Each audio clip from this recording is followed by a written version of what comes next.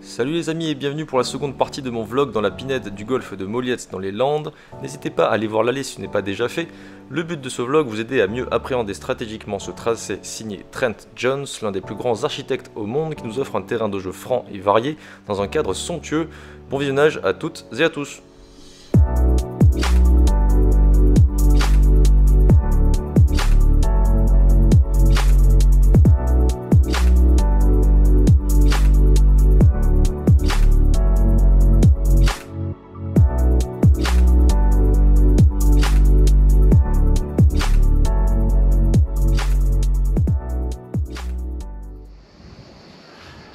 Sur ce trou, l'axe c'est partie droite du chenillage au milieu, donc plutôt le bunker de gauche. Il y en a trois au milieu là, plutôt celui de gauche. Plus à droite pour ceux qui ne passent pas évidemment les bunkers, mais ceux qui les fly, donc ils tapent aux alentours de 200 mètres carrés, ça peut suffire, notamment des boules jaunes surtout, puisque c'est beaucoup plus court. C'est plutôt le bon axe de taper par dessus, vous laisserez un petit coup de wedge pas si compliqué. Viser plus à gauche ne sert pas à grand chose.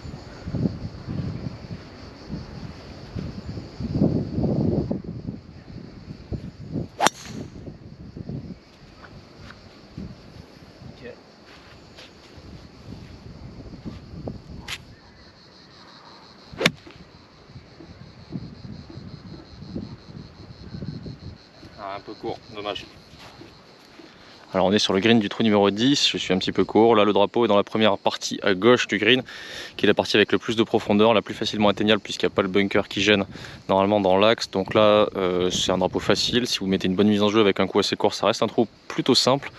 Il devient très compliqué lorsqu'ils mettent le drapeau dans la petite languette à droite là-bas, puisque le bunker devient en jeu, il faudra le passer. En plus, il y a une butte, donc si on termine court, elle peut kicker en avant. Si on termine long, on a une approche assez complexe, puisque c'est une petite cuvette. Donc, quel que soit l'endroit où on arrive, en fait, dont on arrive, ce sera compliqué pour l'arrêter proche du drapeau au coup suivant. Sauf si, évidemment, vous faites un coup parfait et vous la mettez pile dans la languette. Vous pouvez aussi faire le choix, si vous avez fait une mise en jeu plutôt moyenne, de jouer la partie gauche ici pour vous laisser le putt très complexe, mais faisable quand même, en espérant faire un bon de putt. Ce sera toujours mieux que de la mettre dans le bunker et sortir avec un double. Donc voilà, si vous faites une bonne mise en jeu, le drapeau est à droite, vous pouvez le tenter. Si par contre vous le sentez pas trop, visez plutôt le centre du green, même si le putt est compliqué. Pareil, si le drapeau est... enfin pas pareil, non, si le drapeau est ici, de toute façon, c'est plutôt simple, vous pouvez l'attaquer puisqu'il n'y a pas grand danger.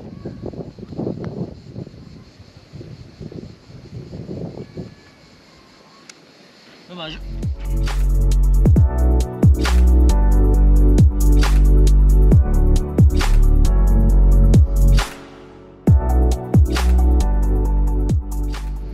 Le trou numéro 11 est un par 4 de 356 mètres tout en montée. Sur la mise en jeu préférée, vous appuyez sur la partie gauche. Les joueurs de fade seront un peu avantagés au départ des blancs sur ce trou qui s'incurve légèrement sur la droite. Le vent est généralement défavorable et souffle plus fort qu'on ne le pense au second coup.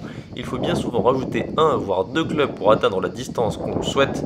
Visez le milieu de green quelle que soit la position de drapeau car celui-ci est un peu fuyant et une fois dessus, attention, triple plateau tout en descente, donc tout doux sur les potes.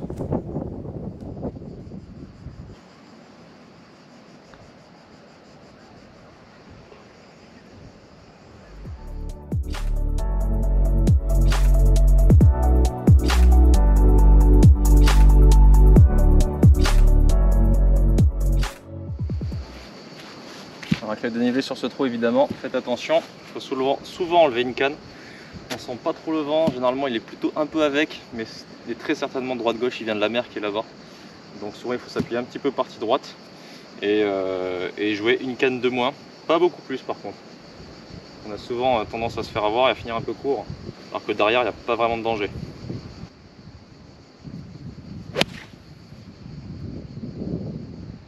Alors, ça va aller à gauche.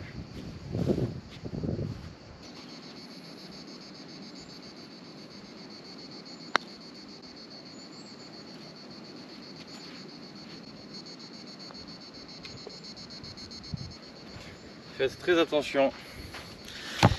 Si le drapeau est au fond, c'est pas si mal, même s'il est un peu plus long à atteindre, il y aura une canne de plus, c'est pas trop dérangeant, puisque finalement c'est l'endroit le plus plat du green. Par contre, tout ce qui va être à droite là-bas, ce sera pas facile parce que pas beaucoup de profondeur. Et début à gauche, même s'il y a le fond du green derrière, si jamais vous êtes un peu long, regardez le putt que vous laissez. Et là, la balle va dégueuler toute seule.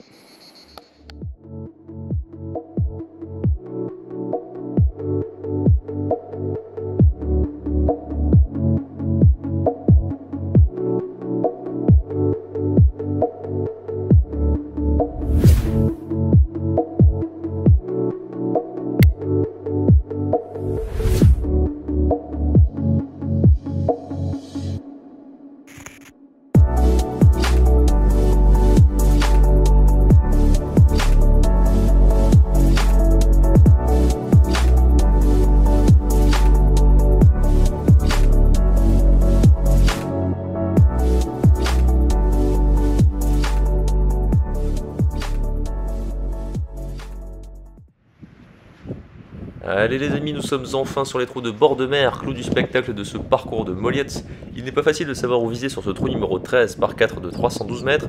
Regardez bien donc sur la droite du fairway, vous verrez un vestige de bunker allemand, joué une dizaine de mètres à gauche de celui-ci.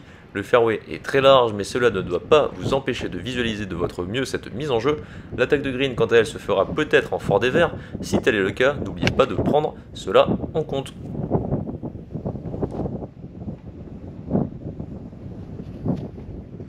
Donc comme vous pouvez le voir, je suis passé au ras du bunker, on a l'impression que c'est trop à droite et finalement j'avais encore 25 mètres pour rater à droite, donc j'ai fini plein fairway, vu que ça dégueule un petit peu à gauche. Si j'avais tapé un peu plus dans l'axe que j'avais dit, je me serais retrouvé à plat en bas, ça aurait été pas si mal.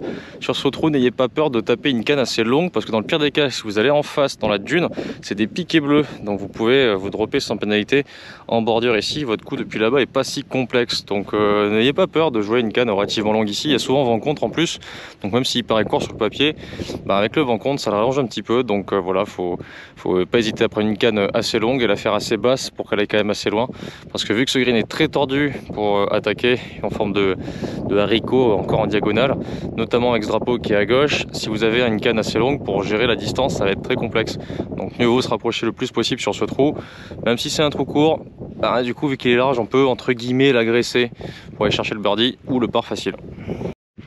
Donc là, comme on peut le voir, un green encore assez tordu avec une partie ici qui est la partie la plus simple, puisque c'est une cuvette, qu'on a de la place derrière pour la stopper un petit peu, que les bunkers sont à gauche et qu'à droite il n'y a pas grand chose.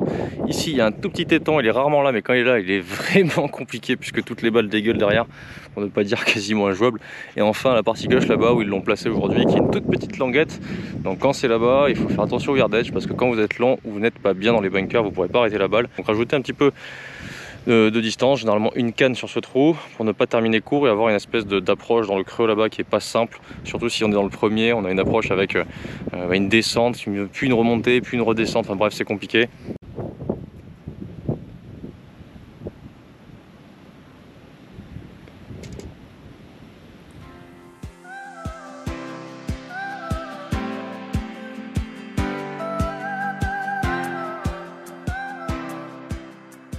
Allez, trou numéro 14, second trou au bord de la mer en tip links. Donc là ça fait vraiment tip links puisque ça fait début un petit peu comme ça. Vous allez voir le green un peu du même acabit, ça monte devant, ça redégueule et ensuite c'est une cuvette qui remonte comme ça le green, donc pas facile en termes de profondeur, comme beaucoup de trous ici d'ailleurs.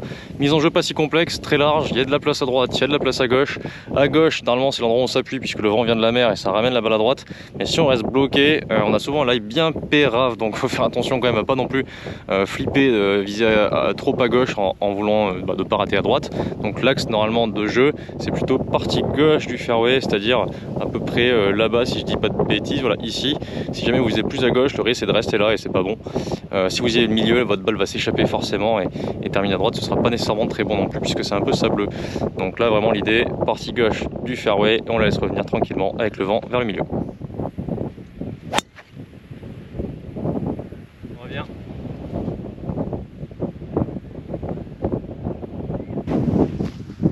Allez, un green compliqué à attaquer en termes de yardage là parce que on a souvent des lies comme ça sur ce fairway. Ça donne une impression que c'est un peu remonté, ça l'est un petit peu. Ce qui est pas simple, c'est que c'est du vent latéral généralement sur ce trou, qui peut être un peu avec ou un peu contre, ça dépend des jours. Donc en fonction de ça, ça va changer pas mal la donne. Ce qui est sûr, c'est qu'il faut s'appuyer à gauche et ensuite il faut espérer faire la bonne distance, sachant que le début de la réception sur le green est en descente. Donc quand le drapeau est au début, il vaut mieux jouer 5-6 mètres court. Et lorsque le drapeau est au fond, ça remonte, donc là il faut jouer la distance. Donc là il me semble que le drapeau est plutôt au début. Ce qu'il va falloir faire, c'est jouer donc 5-6 mètres court. J'ai 99, je vais jouer pour faire 95 mètres. Allez.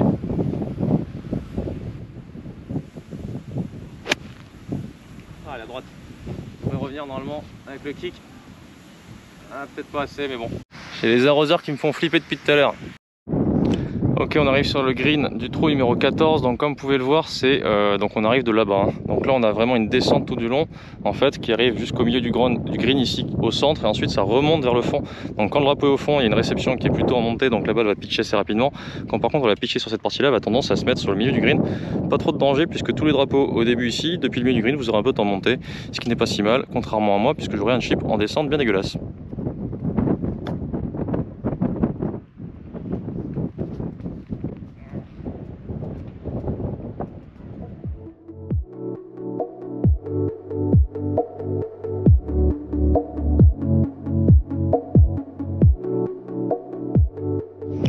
Donc là, départ du noir dans la dune là-bas. Ici, les blancs collés à la dune aussi. Les jaunes là-bas, bleu rouge plus au fond. Quoi qu'il arrive, c'est une ligne droite. Le drapeau, on l'aperçoit tout au fond. On voit juste le faillon qui bouge un peu. Le fairway ici est bombé, donc c'est pas un fairway très stressant dans le sens où c'est vraiment très large.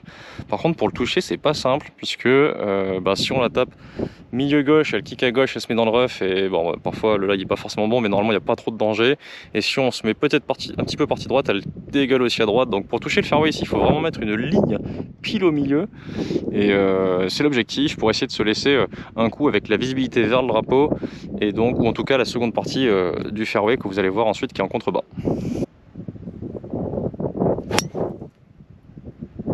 Là j'ai fait une grosse pointe horrible, mais normalement pas de danger le reste. Alors intéressant à savoir sur ce trou numéro 15, la partie droite comme au trou numéro 13 est piquetée en bleu, donc à moins que vous la mettiez au-delà de la dune, ce qui ferait à peu près un slice de 120 mètres, normalement vous pouvez la dropper, vous mettre dans le rough, vous êtes plutôt à plat avec un coup pile dans l'axe, vous avez visibilité sur l'endroit que vous visez, donc finalement rater dans le rough de droite c'est pas si mal. Si vous ratez à gauche, donc au-delà de la butte, vous aurez un coup par-dessus celle-ci qui justement va vous empêcher visuellement de voir la zone de réception qui est là-bas ou le green si vous l'attaquez. Donc vaut mieux rater à droite qu'à gauche sur ce trou. Quoi qu'il en soit, si vous n'avez pas la distance, laissez-vous plutôt un plein coup de wedge pour attaquer ce green, puisque comme quasiment tous les greens ici à Molliette, c'est un green avec des zones, donc vaut mieux se laisser une approche qui va pitcher et s'arrêter rapidement, si possible à plat, et en l'occurrence ce sera la partie là-bas, pour ensuite attaquer le green en long. Si vous attaquez en deux, faites attention, les bunkers de droite protègent très bien. C'est compliqué de la faire pitcher sur le green et l'arrêter rapidement. Donc la zone safe, si on veut attaquer et se rapprocher du green, c'est plutôt cette fois-ci à gauche, court, pour se laisser tout le green en long sur l'approche, si on n'atteint pas le green.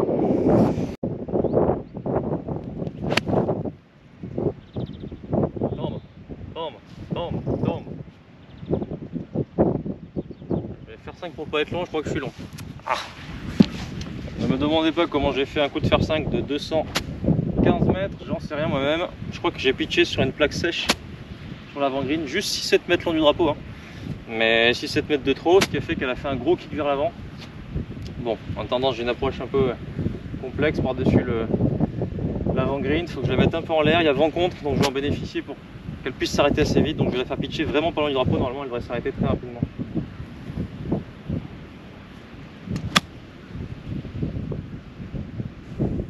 C'est de la dob en boîte. La fameuse plaque sèche, donc le drapeau est là. Quand vous vous retrouvez dans ce bunker, alors non seulement ils sont petits, donc comme tous les petits bunkers, vous pouvez être gêné par les lèvres lorsque vous allez monter la canne, mais en plus l'approche est en descente et elle est pas facile. Donc tout ce qui est dans les bunkers derrière, ici c'est pas bon. Tout ce qui va être court du green là-bas, il y a une petite zone de fairway bien sympathique dans un creux. Vous avez un chip en montée pas très compliqué. Donc la zone safe courte à gauche, certainement pas ce que j'ai fait, pour tenter le chip putt sur ce green qui est très long, très long, toujours en forme de haricot. Voilà.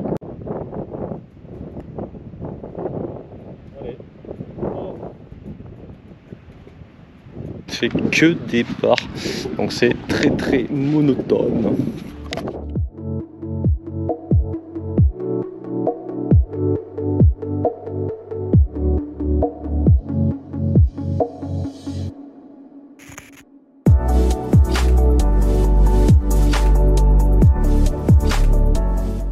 Nous voici désormais sur le dernier par 3 du parcours et le dernier trou qui borde l'océan.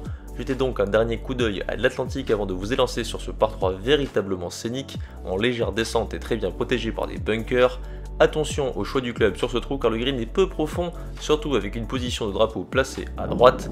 N'attaquez surtout pas le drapeau situé au fond à gauche sur le green, c'est beaucoup trop dangereux pour un drapeau tout à droite, le centre du green est préférable. Sachez que toute approche qui finit longue derrière le green sera ensuite difficile à arrêter depuis cet emplacement, la preuve avec mon approche, donc si vous hésitez entre deux clubs, préférez quoi qu'il arrive celui du dessous. A l'image du trou numéro 12, le 16 est un petit par 3 qui ne paye pas de mine mais qui peut s'avérer véritablement casse-tête. Oh. J'y ai cru.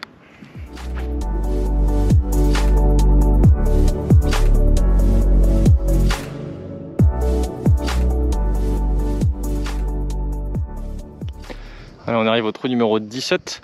Un par 5, relativement long mais avec un départ en descente et généralement il y a vent qui arrive plutôt de la mer, donc plutôt derrière nous, donc qui aide sur ce trou. ce qui le raccourcit un petit peu. Toutefois, venant de très haut, généralement la balle atterrit et s'arrête net à la mise en jeu. C'est assez large, ça donne envie de taper le driver. Si toutefois vous ne pouvez pas l'attaquer en 2, mais que vous pouvez l'attaquer en 3 facilement, réfléchissez à peut-être ne pas prendre le driver sur ce trou. C'est pas forcément nécessaire, évidemment, comme tous les départs en hauteur, le moindre effet latéral peut vous emmener très à droite ou très à gauche. Et là, très à droite, on perd la balle, très à gauche, c'est hors limite. Donc préférez une canne qui vous mette en confiance. Si en revanche, vous avez des difficultés à pouvoir peut-être l'attaquer en régulation, mais vous pouvez si vous prenez le driver, ou que vous pouvez l'attaquer en 2, allez-y. Franchement, c'est plutôt la canne normalement sur ce trou, puisque c'est très large. Voilà, ce que j'ai dit juste avant, c'est véritablement si vous n'avez aucune raison stratégique de prendre la masse, qu'il ne faut pas la prendre, quoi. Mais sinon, c'est plutôt drive sur ce trou. En draw, en fade, on s'en fout, c'est tout droit. Faut juste la mawasher.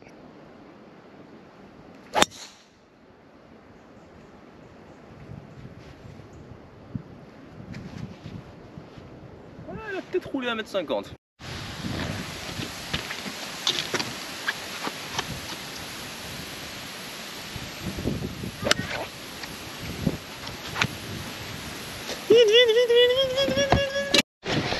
Ah, fuck. Ah, oh le bordel. Je sais même pas où je suis, je crois que je suis un peu à droite. Je me suis dépêché. Ok, alors désolé, ça a été un peu la catastrophe parce qu'ils ont mis les arroseurs automatiques pour sauver le parcours comme d'hab, mais ils font que me suivre depuis quelques trous, c'est un peu chiant. Et vraiment, en plus à la vitesse à laquelle je joue, résultat, bah là j'ai eu ma balle qui était au milieu, j'en ai eu marre d'attendre, donc j'ai joué à la va-vite. J'ai raté un petit peu à droite, je suis juste là, heureusement je suis avant le bunker. Donc ce trou, pour faire simple, le green étant long mais très étroit, si jamais vous avez le drapeau au début du green ici, si vous terminez un peu long à droite, c'est pas bon, parce que là vous avez une sortie de bunker très complexe avec une lèvre tellement profonde que vous pouvez même pas monter la canne, encore une fois. Donc là ça va puisque j'ai terminé court, mais j'ai frisé la correctionnelle. Normalement ici il vaut mieux, le spot on va dire safe, c'est terminer un peu court dans l'axe du green ici, pour avoir tout en long. En revanche, si jamais vous attaquez le green, que ce soit en 3, en 4, on s'en fout, bref, et que le drapeau est à gauche, si jamais vous ratez à gauche, regardez, ça redégueule, et là vous avez une approche où aujourd'hui il y a de l'herbe. Quand vous y passerez, je suis pas sûr qu'il y en ait tant que ça, puisque moi je connais ce spot et généralement des détails un petit peu hasardeux, avec une butte très en montée, l'herbe accroche énormément. Donc un conseil sur cette approche là, soit vous la faites pitcher assez haute, forcément sur les greens, soit vous la faites rouler du début à la fin, mais la faites surtout pas bloquer dans la butte sur un premier rebond qui devrait la ralentir, parce que c'est beaucoup trop risqué, elle risque de redescendre dans vos pattes. Donc évitez de rater à gauche déjà pour commencer. Puis si jamais vous êtes à gauche, faites une approche soit roulée, soit lobée, mais l'approche intermédiaire ne fonctionne pas sur ce trou. Bon, on va essayer de faire, quant à moi, une bonne approche pour la coller, rattraper le bogey du trou d'avant avec un birdie, et tout est bien qui finit bien.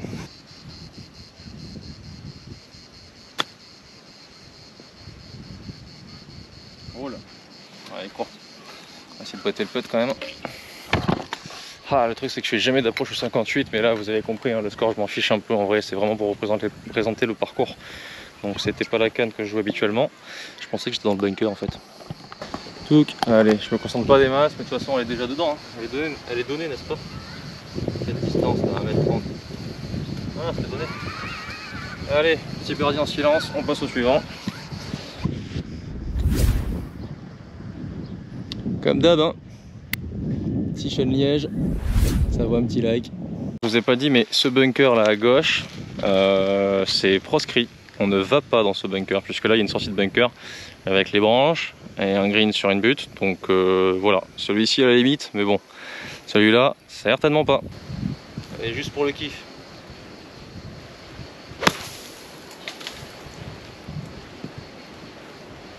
J'ai kiffé, vous avez pas idée.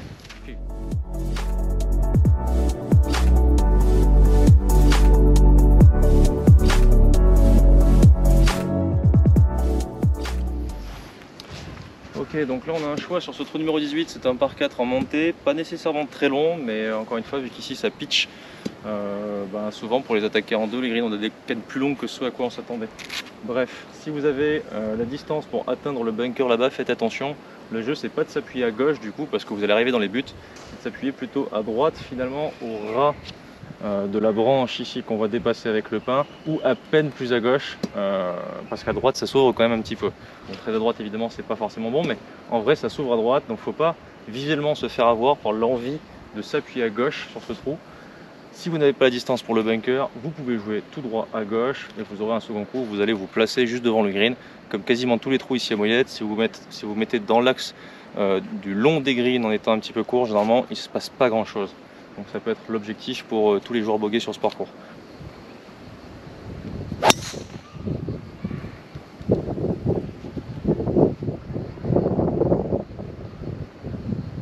Ok, elle fait toute tranquille, en tenant les mains pour annuler tout effet latéral.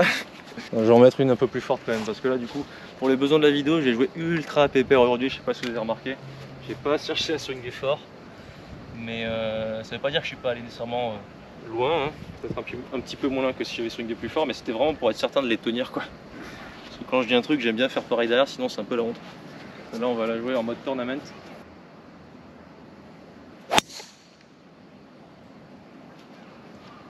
Finalement c'est peut-être pas si mal de jouer tout tranquille hein.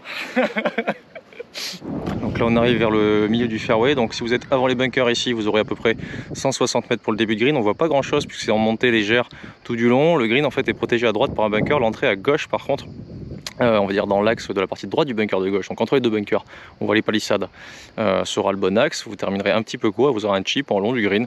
Pas compliqué comme j'ai dit au départ. Pour ceux qui par contre vont taper plus loin, comme ma balle là-bas à gauche ou mon gros slice qui finalement est resté, c'est ce que je disais, ça s'ouvre à droite, il y a le trou d'à côté et c'est assez clairsemé. Il y aura un coup où il va falloir faire attention à la distance puisque c'est un petit peu en montée mais avant avec. Donc généralement les deux s'annulent, il faut jouer la distance et voilà.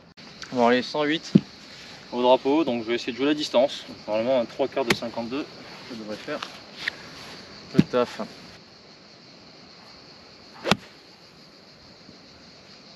Ah, elle s'échappe à droite, je fais que des fades aujourd'hui. Bon, elle sera un peu courte à droite, pas de danger. Ce sera quand même une occasion de jouer sous le par. Hein. La vérité c'est que je suis très fatigué. Et que du coup si je joue tranquille aujourd'hui, c'est non seulement parce que j'ai envie de faire des bons coups, mais j'ai aussi envie de, on va dire, de ne pas bouffer trop d'énergie parce que j'en ai pas des masses quoi.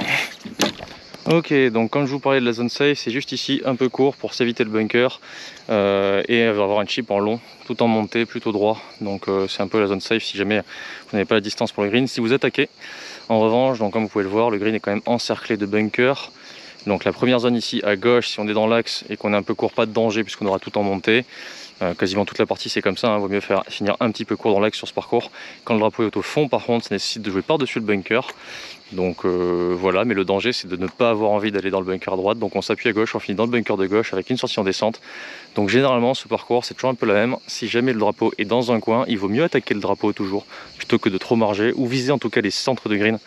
Mais pas faire une espèce d'entre-deux bizarre quoi. Bon, j'ai oublié mon putter au trou d'avant, donc je vais devoir putter au sandwich pour jouer au -1. Allez.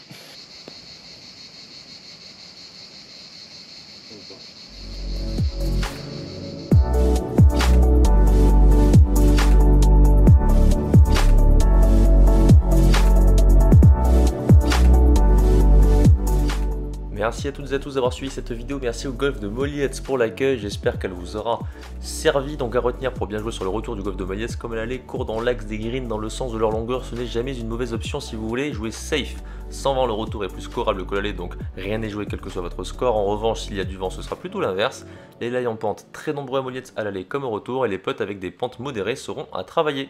A bientôt.